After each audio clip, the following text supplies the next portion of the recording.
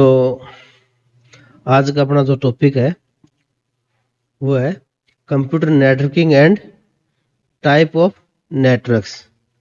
तो अपन computer networking क्या होती है और कितने टाइप का नेटवर्क होता है उसके बारे में आज अपन पढ़ेंगे। तो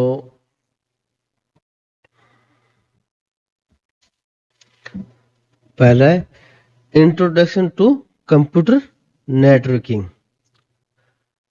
नेटवर्किंग के बारे में जानेंगे कि नेटवर्किंग होती क्या है, कैसे काम करता है, क्या क्या रिसोर्स की अपने को आवश्यकता पड़ेगी, क्या इसके बेनिफिट्स हैं। तो सबसे पहले इसकी डेफिनेशन देखते हैं। Computer networking involves the interconnection of computers and device to share resource, exchange data and communicate. तो नेटवर्किंग के अंदर क्या होगा, डाटा शेयर होगा या एक्सचेंज होगा, रिसोर्स शेयर होगा और कम्युनिकेट होगा। तो दो या दो से अधिक कंप्यूटर जब आपस में कम्युनिकेट करते हैं तो उसको क्या कहते हैं, नेटवर्किंग कहते हैं। तो उस नेटवर्किंग के द्वारा अपन क्या क्या कर सकते हैं, रिसोर्स को शेयर कर सकते हैं, जैसे प्रिंटर हुआ और डीवीडी राइटर हुआ,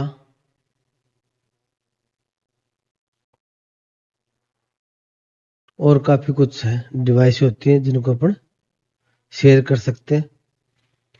फिर है एक्सचेंज डाटा, एक कंप्यूटर से दूसरे कंप्यूटर में डाटा ट्रांसफर करने के लिए भी अपन नेटवर्किंग के द्वारा कर सकते हैं। इसमें अपने को पेन ड्राइव की आवश्यकता नहीं पड़ेगी, ईमेल कर सकते हैं, कोई मैसेज कर सकते हैं, कोई फाइल एक्सचेंज कर सकते हैं और कम्युनिकेट भी कर सकते हैं, चैट भी कर सकते हैं आपस में। ठीक। फिर एक के कंपोनेंट, इसके लिए क्या आवश्यकता पड़ेगी रिसोर्स की। नोड्स, नोड्स किसे कहते हैं, कंप्यूटर या कोई सर्वर या डिवाइस। नेटवर्किंग के अंदर कोई भी डिवाइस है उसको क्या बोलेंगे, नोड बोलेंगे। जितने कंप्यूटर लगे हुए हैं एक नेटवर्किंग के अंदर 10 कंप्यूटर है तो उसमें कितने नोड हो गए, 10। कम्युनिकेशन लिंक्स, कम्युनिकेशन लिंक किस टाइप से कम्युनिकेशन हो रहा है। एक तो होता है वायर के थ्रू, अपन जो केबल लगाते हैं। दूसरा है वायरलेस, वायरलेस नेटवर्किंग। तो दो तरीके से, वायर और वायरलेस। इसको अलग तरीके से ये भी कह सकते हैं, गाइडेड और अनगाइडेड। गाइडेड का मतलब वायर्ड नेटवर्किंग, अनगाइडेड मतलब वायरलेस। अपने को थोड़ी पता है वो कम्युनिकेशन जो वायरलेस हो रहा है वो किस दिशा से आ रहा है, कौन से रास्ते से आ रहा है। पर तो अपना जो वायर लगा हुआ अपने को पता है इस वायर से कम्युनिकेशन हो रहा है, तो उसको क्या बोलते हैं, वायर वाले को गाइडेड। और वायरलेस हो रहा है उसको क्या बोलते हैं, अनगाइडेड। फिर उसके लिए अपने को आवश्यकता पड़ेगी नेटवर्किंग के लिए प्रोटोकॉल्स की। भी कोई भी काम करते हैं उसके लिए, कोई भी सेटअप करते हैं उसके लिए प्रोटोकॉल तो आवश्यकता है। जिस तरीके से अपने को रोड पे चलने की रोड के प्रोटोकॉल होते हैं वो यूज करने पड़ते हैं, कॉलेज या स्कूल में आने के लिए स्कूल प्रोटोकॉल्स होते हैं। उसी तरीके से नेटवर्किंग के भी प्रोटोकॉल है। तो मैं गूगल पे सर्च करना है ब्राउजर पे तो उसके अलग प्रोटोकॉल है, ईमेल भेजना है तो उसके अलग प्रोटोकॉल है, चैट करना है या कोई फाइल शेयर करना है तो उसके अलग प्रोटोकॉल्स है। ठीक है। फिर है इम्पोर्टेंस, नेटवर्क की इम्पोर्टेंस क्या है, क्यों यूज करते हैं। इससे क्या है, फैसिलिटेड कम्युनिकेशन, अपनों को फैसिलिटी मिलती है कम्युनिकेशन करने की। अब पहले क्या होता था, एक कंप्यूटर से दूसरे कंप्यूटर में डाटा शेयर करने के लिए, ट्रांसफर करने के लिए पेन ड्राइव यूज करना पड़ता था, या एक कंप्यूटर में सीडी को बंद करके दूसरे कंप्यूटर में सीडी डाल देते तब जाके वो डाटा उस कंप्यूटर में पहुंचता था, या उससे पहले फ्लॉपी के द्वारा डाटा ट्रांसफर किया जाता था। अब क्या है, एक कंप्यूटर में फोल्डर को शेयर करो कम्युनिकेशन के द्वारा, फोल्डर शेयर करो और कम्युनिकेशन के द्वारा या नेटवर्किंग के द्वारा दूसरे कंप्यूटर में वो एक्सेस कर सकते हैं अपना। तो अपने को डीवीडी या पेन ड्राइव की आवश्यकता नहीं पड़ती, ना फ्लॉपी ड्राइव की आवश्यकता पड़ेगी, टाइम की बचत हुई। फिर है इनेबल्स रिसोर्स शेयरिंग। अगर नेटवर्किंग नहीं होती 10 कंप्यूटर के लिए अपने को 10 प्रिंटर की आवश्यकता पड़ती। नेटवर्किंग के द्वारा अपन एक ही प्रिंटर को शेयर करके 10 कंप्यूटरों में 10 कंप्यूटर से नेट एक प्रिंटर दे सकते हैं। 10 के 10 जो कंप्यूटर हैं वो एक प्रिंटर को शेयर कर देंगे तो वो उसको रिसोर्स को यूज कर सकते हैं। तो इससे क्या हुआ, रिसोर्स शेयर हुआ, कॉस्ट भी बची। भी 10 प्रिंटर परचेज करते, 10-10 हजार के हैं तो 1 लाख रुपए लगते। अगर अपन ने एक थोड़ा हैवी ड्यूटी का 20 हजार का खरीद लिया तो 80 हजार रुपये फिर भी बचे।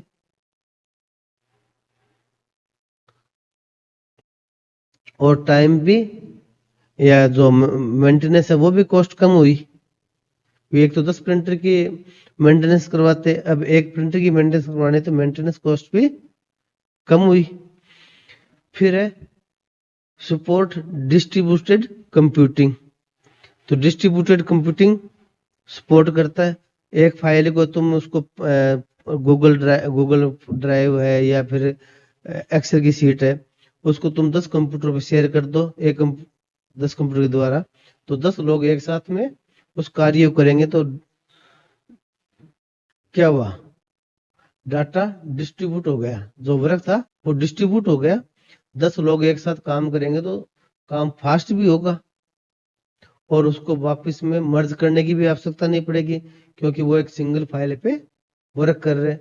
अगर ये काम अपने को विदाउट नेटवर्किंग करना होता तो क्या होता, 10 फाइलें बनानी होती, फिर उनको मर्ज करनी होती, तो उसमें बहुत सारा टाइम लग जाता, रिसोर्स भी यूज होते और कॉस्ट भी महंगी पड़ती।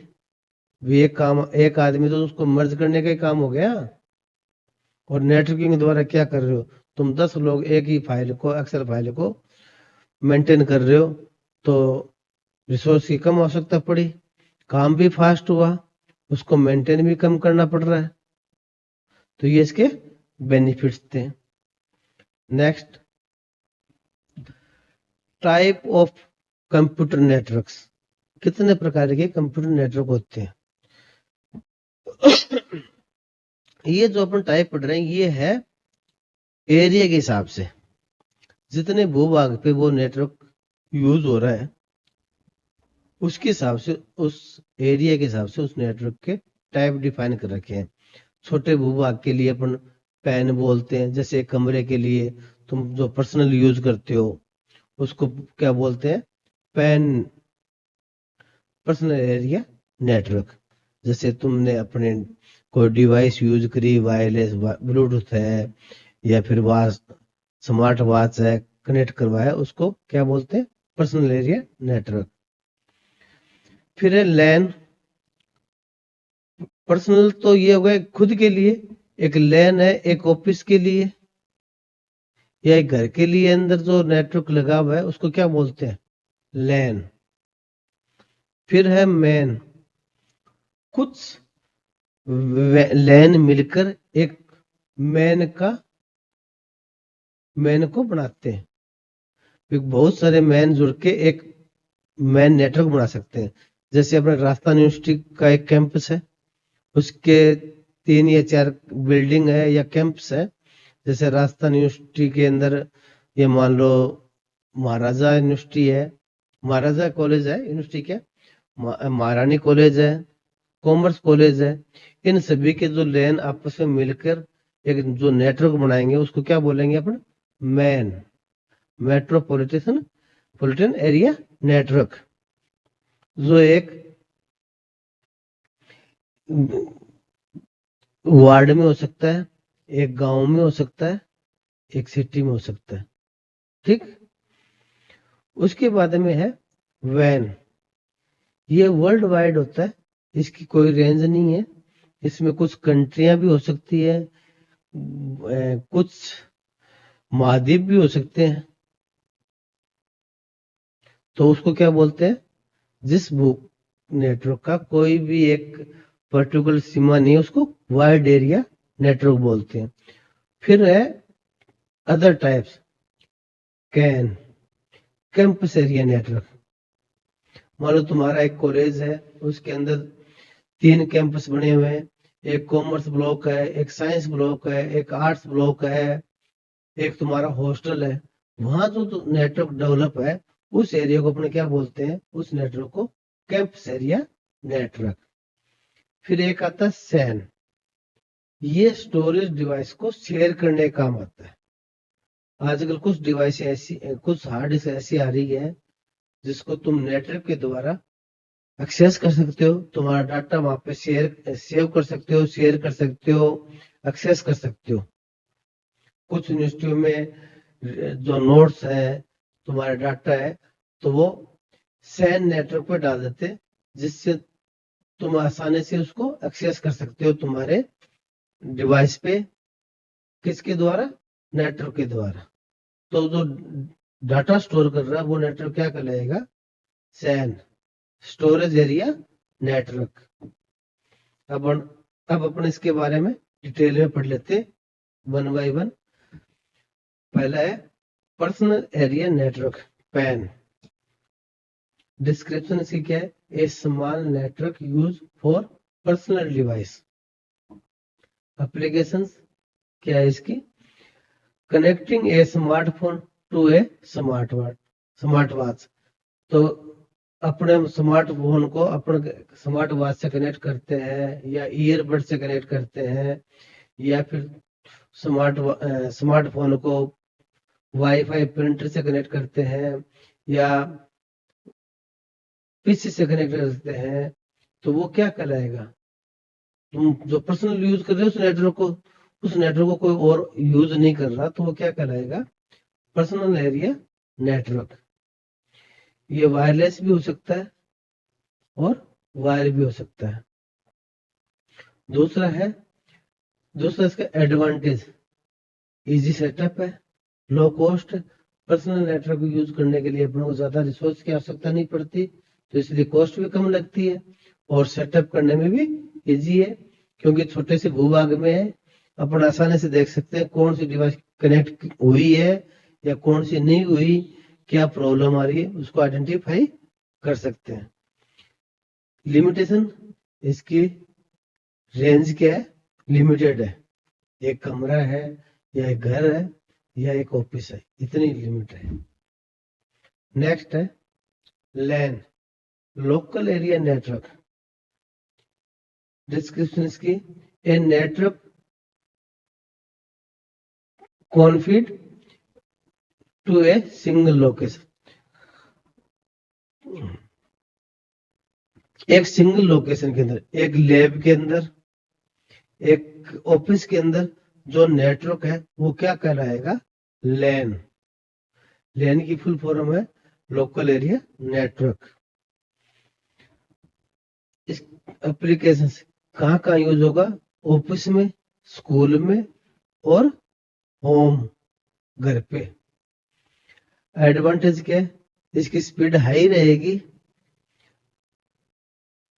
सिक्योर होगा, कॉस्ट इफेक्टिव होगा, क्योंकि ये किसी एक संस्था या किसी एक पर्सन के द्वारा मैनेज किया जाता है।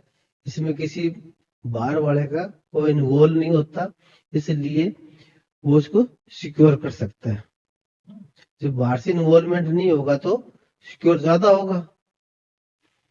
Limitation, limit to a small geographical area. ये भी एक छोटे से भूभाग के ऊपर डिप्लॉय किया जाता है, तो इसकी भी एक रेंज है। Next, MAN. मैन की फुल फॉर्म है मेट्रोपॉलिटन एरिया नेटवर्क। इसकी डिस्क्रिप्शन है, a network that span a city और ए लार्ज कैंपस। जैसे मैंने अभी आपको बताया था पहले, अगर एक सिटी के अंदर कोई नेटवर्क है, जैसे केबल नेटवर्क है, या किसी यूनिवर्सिटी का कैंपस के अंदर, सिटी के अंदर कई जगह बने हुए हैं, उनकी आपस में जो नेटवर्किंग है वो क्या कहलाएगी?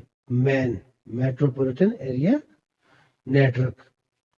Application, city wide broadband service, जो एक सिटी के अंदर किसी ने ब्रॉडबैंड सर्विस प्रोवाइड करवा रखी है, किसी फर्म ने या किसी कंपनी ने, तो वो भी क्या कहलाएगी? MAN. Advantage, covers large area than LAN. इसका एडवांटेज क्या है? ये लैन से ज्यादा एरिया कवर करता है और रिलायबल भी है एंड एफिशिएंट भी है। एक सिटी के अंदर भी यूज हो रहा है तो पूरा हो रहा है, और प्लस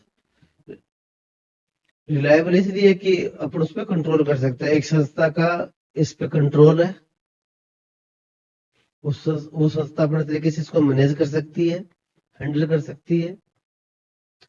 हायर कॉस्ट, अगर एक सिटी के अंदर लगाएंगे तो अपने को बहुत सारे रिसोर्स की आवश्यकता पड़ेगी, अलग अलग डिवाइसों की, तो कॉस्ट तो बढ़ेगी, डिवाइसें भी अलग अलग महंगी डिवाइसें आएंगी, और इस पर नोड भी बढ़ेंगे। यूजर बड़े एरिया में तो यूजर तो बढ़ेंगे, तभी तो अपना बड़ा नेटवर्क लगा रहे हैं। यूजर बढ़ेंगे तो यूजर को मैनेज करने के लिए भी इंजीनियर भी रखना पड़ेगा, एक टीम लगेगी, रिसोर्स है, डिवाइस है, वो भी बहुत सारी हैवी ड्यूटी डिवाइस लगेगी। फिर है कॉम्प्लेक्सिटी इन मैनेजमेंट। इसको मैनेज करना भी थोड़ा हार्ड रहेगा, क्योंकि एक लोकेशन से दूसरी लोकेशन को मैनेज करना, या उस लोकेशन पे ट्रेवल करना, दूसरी लोकेशन को सर्च करना, उसको मैनेज करना, तो कॉस्ट क्या थोड़ी सी हैवी रहेगी। तो ये डायग्राम में दिखा रखा है, बहुत सारे लेन मिलकर एक मैन का निर्माण कर सकते हैं। ठीक है, इसमें पेन भी इंसर्ट हो सकता है। अगर पेन को भी तुम इस लेन के द्वारा या इस मैन के अटैच कर सकते हो, तो ये भी पेन भी मैन में अटैच हो सकता है, लेन में भी अटैच हो सकता है, और मैन में भी अटैच हो सकता है।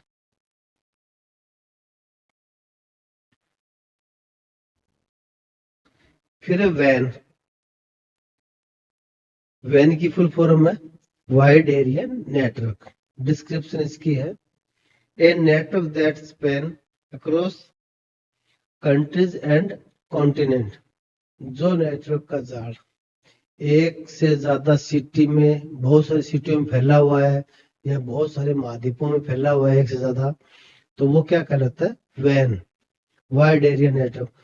इस पे किसी पर्टिकुलर फर्म का कोई अधिकार नहीं है, इसमें सभी का सहयोग है, सभी अपने अपने नेटवर्क का प्रबंधन करते हैं। जिस कंट्री में जिसका नेटवर्क, वो अपने कंट्री के हिसाब से मैनेज करते हैं। जिस ऑफिस का, जिस फर्म का है, वो अपने फर्म के हिसाब से मैनेज करते हैं, और उन सभी का मिलकर आपस में एक जाल क्या कहलाता है? Wide area network. तो इसका पर्टिकुलर कोई भी ये नहीं कह सकते ये इसका मालिक है या ओनर है। एक वर्ल्ड वाइड ऑर्गेनाइजेशन के द्वारा इनको मैनेज जरूर किया जाता है, कुछ रूल बनाने के लिए जो रूल डिप्लॉय करते हैं वो वर्ल्ड वाइड लागू होते हैं उस नेटवर्क को एक्सेस करने के लिए। फिर एप्लीकेशन, वैन के द्वारा क्या यूज कर सकते हैं? इंटरनेट, मल्टीनेशनल कॉरपोरेशन कंपनियां यूज करती है, जैसे गूगल है, फेसबुक है, और भी बहुत सारी कंपनियां हैं जो आप इसको वर्ल्ड वाइड मल्टीनेशनल कंपनियां हैं, मतलब एक से ज्यादा कंट्री में जिनका ऑफिस है, वो इस वाइड एरिया नेटवर्क को यूज करते हैं। अगर उनको इंडिया में गूगल का एक ऑफिस है, एक सिंगापुर में, एक अमेरिका में, एक अफ्रीका में, तो वो किसके द्वारा जोड़ेंगे? वाइड एरिया नेटवर्क या इंटरनेट के द्वारा आपस में कनेक्ट करेंगे। वो अपने अलग से लाइन थोड़ी डालेंगे लोकल के लिए, कि मैं मेरे खुद की लाइन डाल दूं, बहुत कॉस्टली पड़ता है। तो इसलिए वो किसको यूज करेंगे, वाइड एरिया नेटवर्क को यूज करेंगे।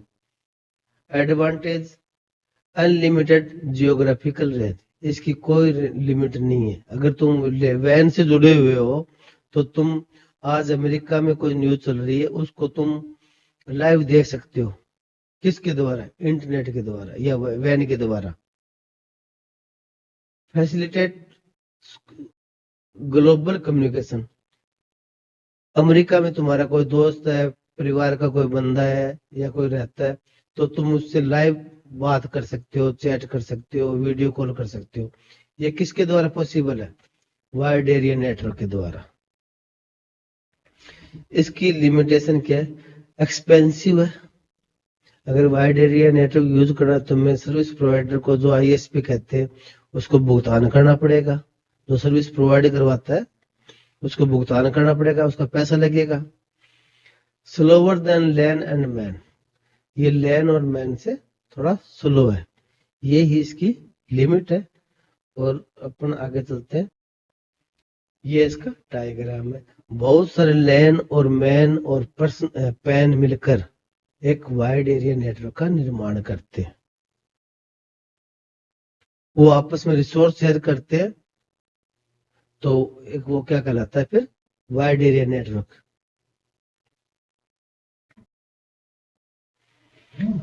फिर है नेटवर्क टोपोलॉजी। डिस्क्रिप्शन, डेफिनेशन क्या है इसकी, the range of node and connection in a network, जो नेटवर्क के अंदर नोड और कनेक्शन है जो किस तरीके से अरेंज किए गए हैं, उसके हिसाब से नेटवर्क टोपोलॉजी किस तरीके से कनेक्ट किया गया है। जिस तरीके से कनेक्ट किया गया उस टेक्नोलॉजी के हिसाब से उनको अलग अलग नाम दिया गया है, जिस तरीके से उनको कनेक्ट किया गया। तो पहला है star, all device connected to a central hub. ये जितनी भी डिवाइस है ये किससे कनेक्ट है, एक सेंट्रल हब से कनेक्ट है।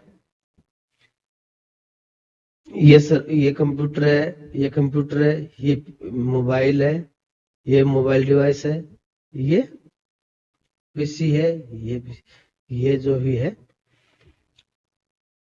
अगर ये डिवाइस अगर खराब हो जाती है तो पूरा नेटवर्क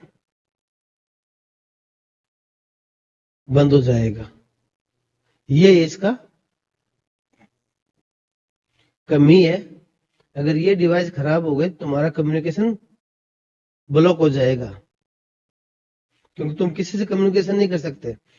हाँ, इसमें ये है कि अगर ये डिवाइस, ये वायर ब्रेक होता है या ये डिवाइस खराब होती है तो सिर्फ तुम्हारा कम्युनिकेशन बाकी डिवाइसों से जुड़ा रहेगा और तुम कम्युनिकेशन कर सकते हो।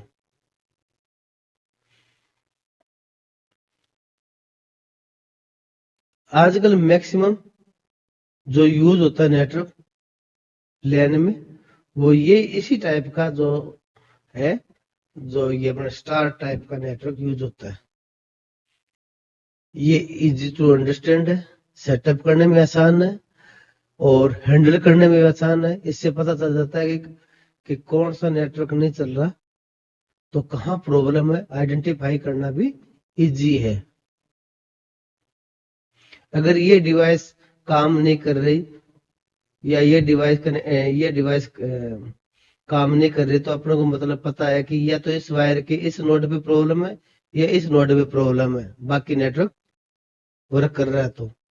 तो ये नहीं कि अपना पूरा नेटवर्क ट्रेस करने की आवश्यकता नहीं है। अपन चेक कर सकते हैं कि ये नेटवर्क में अगर ये डिवाइस काम नहीं कर रही है तो ये डिवाइस और ये डिवाइस में ही कहीं प्रॉब्लम है, और बाकी पूरा नेटवर्क प्रॉपर वर्क कर रहा है, तो डिस्टर्ब भी नहीं होगा और अपन उसको जल्दी इजी आइडेंटिफाई कर सकते हैं। ठीक है,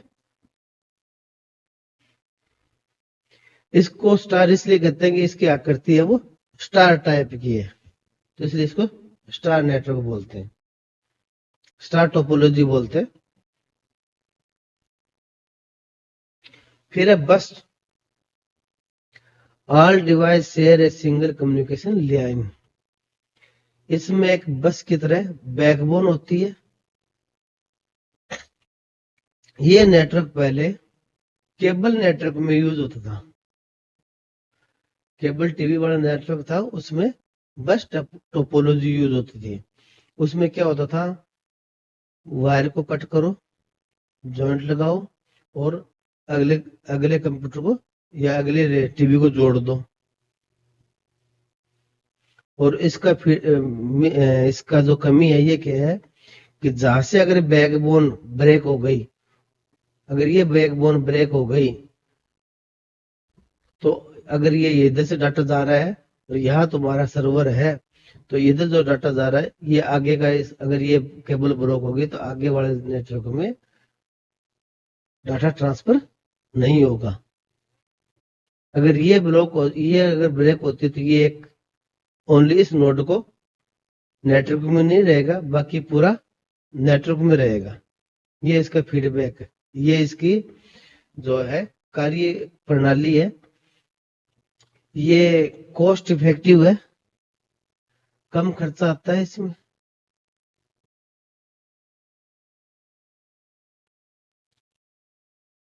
परंतु रिलायबल थोड़ा कम है। अगर एक वायर यहाँ से कट गया या ये पास से नेटवर्क कट गया, वायर कट गया, तो पूरा नेटवर्क ही चौक हो जाएगा, जाम हो जाएगा, कम्युनिकेशन प्रॉपर होगा ही नहीं। ठीक है, next, ring topology. Device connected to a circular formation. इस टोपोलॉजी में सभी डिवाइस एक रिंग की टाइप में कनेक्ट होती है और प्रत्येक नोड के पास 2 लेन पोर्ट होते। एक डिवाइस 2 अलग डिवाइसों से कनेक्ट हो जाती है और तभी रिंग बनेगी। तो सभी डिवाइस इस पीसी के पास भी 2 लेन का, एक लेन कार्ड ये हो गया, एक लेन कार्ड ये हो गया। ये टोपोलॉजी रेलवे नेटवर्क में सबसे ज्यादा यूज होती है, टिकट रिजर्वेशन में। तो उसको क्या बोलते हैं, ring token topology. Ring token, अगर इसके पास क्या होता है, अगर इसके पास टोकन आएगा तो ये वर्क काम करेगा। इसमें एक टोकन जनरेट होता है रिंग टोपोलॉजी में। जिसके पास टोकन होगा उस टाइम नेटवर्क में वही बंदा काम कर सकता है, वही अपडेट कर सकता है। टोकन कुछ सेकंडों के बाद में रोटेशन करता रहता है, जितने नोड है उसमें शेयर रहता है। जिसके पास टोकन रहेगा उस टाइम वो नेटवर्क में वर्क करेगा, बाकी नोड स्टैंड बाई मोड में रहेंगे, वेट करेंगे टोकन का। जब उसके पास टोकन आएगा तो अगला जो नोड है वो नेटवर्क में इंटरेक्ट करेगा। तो रिजर्वेशन में भी यही सिस्टम होता है। अगर तुम एक बंदा टिकट बुक करवा रहा है एक ही सीट के लिए, तो जिस सर्वर पे जो टोकन आया हुआ है तो उसकी टिकट बुक हो जाएगी, बाकी दूसरे की नहीं होगी। अगर तुम अलग अलग शहरों से भी अगर टिकट बुक करवाने की कोशिश करोगे ना, तो एक टाइम में एक सीट सिर्फ एक ही बंदा बुक करवा सकता है। तो रेलवे में कौन सा यूज होता है, ring topology. Next, mesh. Each device connected to a multiple other device. ये टोपोलॉजी वहां यूज की जाती है जहां कॉस्ट मायने नहीं रखती,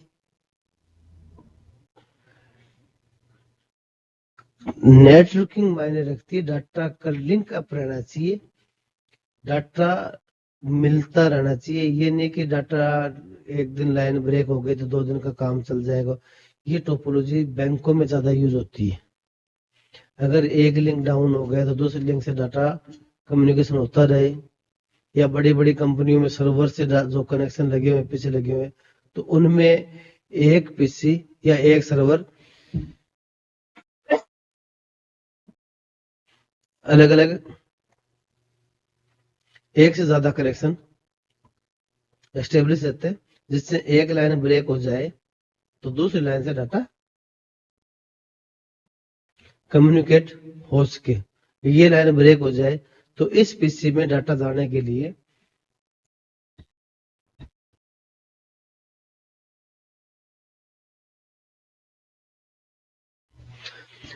इस पीसी से कम्युनिकेशन करने के लिए इतनी लाइन और है। इसके द्वारा हो सकता है, इसके थ्रू हो सकता है। ये डायरेक्ट वाला वायर कट हो गया तो ये घूमते हुए कहीं से भी, अगर ये वायर भी ब्रेक हो गया ना तो ये इसके थ्रू भी जा सकता है।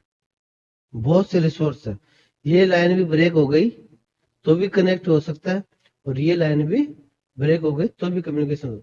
तब तक इंजीनियर है उस लाइन को सुधार देगा या रिपेयर कर देगा, तो नेटवर्क क्या है, रिलायबल रहेगा। जहां रिलायबिलिटी की ज्यादा आवश्यकता है वहां कॉस्ट की महत्वता खत्म हो जाती है। अब तुमने कभी सुना है गूगल आज डाउन हुआ, गूगल में नेटवर्क खराब, क्योंकि गूगल के भी सर्वर डाउन होते हैं, ऐप होते हैं, उनके पास बहुत सारी चीजें होती है, तो उससे वो मैनेज करते रहते हैं। एक लिंक डाउन हो गया तो दूसरा लिंक अप हो जाता है, दूसरा लिंक डाउन हो गया तीसरा लिंक अप हो जाता है, तो इसलिए अपने पता नहीं चलता, मेंटेनेंस उनकी भी चलती है।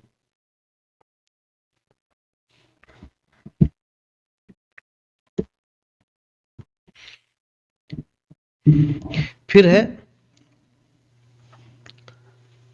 ट्रांसमिशन किस टाइप से होगा, गाइडेड होगा या अनगाइडेड होगा या वायर्ड होगा या वायरलेस नेटवर्क होगा, किस टाइप से कम्युनिकेशन होगा। कम्युनिकेशन दो टाइप से हो सकता है, वायर्ड और वायरलेस। तो पहले अपन पढ़ेंगे वायर्ड नेटवर्क। तो वायर्ड नेटवर्क में क्या यूज करना पड़ेगा अपने को, केबल, इथरनेट केबल यूज करेंगे। कैट 6 है, फाइबर ऑप्टिक है, या फिर और भी केबल यूज करते हैं अपने, ओएफसी भी, ये नाम भूल गया मैं, अपने कोएक्सियल केबल भी यूज कर सकते हैं। ये क्या है, फास्ट एंड मोर सिक्योर। अगर वायर्ड नेटवर्क है वो फास्ट भी होता है और सिक्योर भी होता है, स्टेबलिस्ट होता है। तो ये इसका डायग्राम है, ये स्विच लगा हुआ है, ये बाहर से जो एक्सेस पॉइंट है केबल, तो ये राउटर लगा है वाईफाई, तो बाहर से आ रहा है, और ये लैन के केबल के द्वारा इन सभी को किससे जा रहा है, केबल के द्वारा। इसको गाइडेड मीडिया बोलते हैं, इसको क्या बोलते हैं, गाइडेड नेटवर्क। क्योंकि अपने को पता चल रहा है इस केबल के द्वारा कम्युनिकेशन हो रहा है, इसका भी अपने को पता है इस केबल के थ्रू कम्युनिकेशन हो रहा है, तो ये गाइड हो रहा है कि ये केबल यहाँ से लगाई हुई है तो ये कम्युनिकेशन यहाँ से हो रहा है। ठीक है, ये सिक्योर है और फास्टर भी है।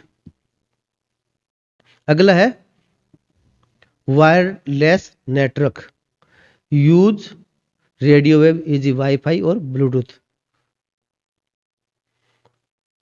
Convention and flexible. ये थोड़ा क्या है, फ्लेक्सिबल है, थोड़ा इजी है, थोड़ा कंफर्टेबल भी होता है कि वायर का झंझट नहीं है, तुम कहीं भी थोड़ा इधर उधर घूम सकते हो। मोबाइल में अगर तुमने कोई लैपटॉप में कनेक्ट कर रखा है नेटवर्क, तो तुम इसको इधर उधर मूव कर सकते हो। अगर वायर्ड वाला नेटवर्क है तो तुम उस एक लिमिट के बाद में उसको मूवमेंट नहीं कर सकते, क्योंकि वायर की एक लेंथ होती है, उसके बाद में वो उससे ज़्यादा तुम उसको पोर्ट नहीं कर सकते इधर उधर। इस वायरलेस के द्वारा फैसिलिटी ये है कि तुम इसको मूवमेंट कर सकते हो, इस कोने से उस कोने में ले जा सकते हो डिवाइस को, ये इसकी फैसिलिटी है। बाकी ये वायर्ड नेटवर्क की तुलना में थोड़ा कम सिक्योर है, इसमें पासवर्ड का हैक होने की संभावना रहती है, और सिग्नल की ब्रेक होने की संभावना रहती है। एक दीवार है, उस दीवार के बाहर अगर तुम बीच में दीवार आ गई तुम्हारे सिग्नल के बीच में, तो नेटवर्क थोड़ा स्लो हो जाएगा, थोड़ी दूर पे जाओगे तो और सिग्नल लो हो जाएगा, तो इसकी स्पीड भी जो वायर्ड नेटवर्क है उससे थोड़ी सी कम होती है, स्पीड डाटा ट्रांसमिशन की। ये इसका कमी थी। फायदा ये है कि ये इसको तुम कहीं भी इजी वे में तुम यूज कर सकते हो, इसको पोर्ट कर सकते हो, मूवमेंट भी कर सकते हो। ये वाईफाई एक्सेस पॉइंट लगा हुआ है, ये जो नेट है बाहर से जो आ रहा है सर्वर से, या और ये इधर एक एक्सेस पॉइंट लगा रखा है। तो